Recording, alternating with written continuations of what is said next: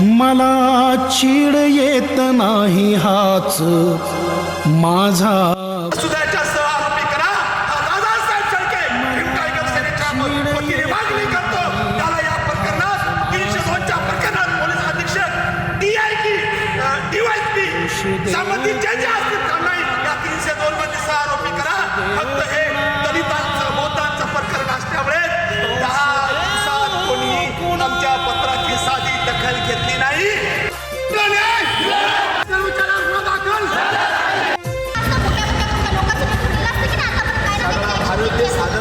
जो जातीचा बळी ठरला भीमसैनिक सक्षम ताटे यांच्या मारेकऱ्यावर 302चा गुन्हा दाखल करण्यात यावा. या संदर्भात प्रेयसी अचल मामिडवार व सक्षमची आई संगीताताई यांनी टायगर सेनेच्या नेतृत्वात आत्मदनाचा इशारा दिला होता.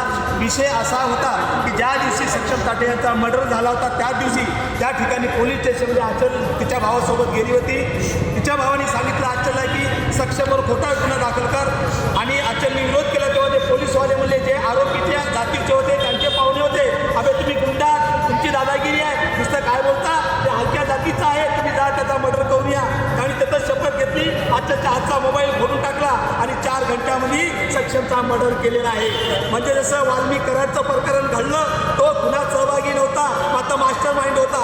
तसे जे 2 पोलीसवाले मास्टर माइंड आहेत त्या 302 मध्ये त्यांना 103 मध्ये आरोपी करण्यात यावे हे आत्मदन होतं. पण दुर्दैवाने जवळपास 10 दिवस झाले कलेक्टर असेल, पोलीस अधीक्षक असतील, DIG असतील, DYSP असतील यांना तक्रारी केल्यात आजपर्यंत साधी दखल घेतली नाही. कोणी यांच्याशी संपर्क केला नाही, आमच्याशी संपर्क केला नाही.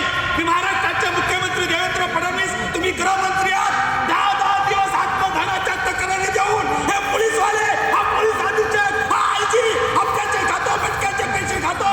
जर तक्रारीची दखल घेत नसेल तुम्हाला याचे मुर्दे पाडायचे आहेत का? हा माझा गृहमंत्री आणि मुख्यमंत्री म्हणून देवेंद्र फडणवीस यांना सवाल आहे.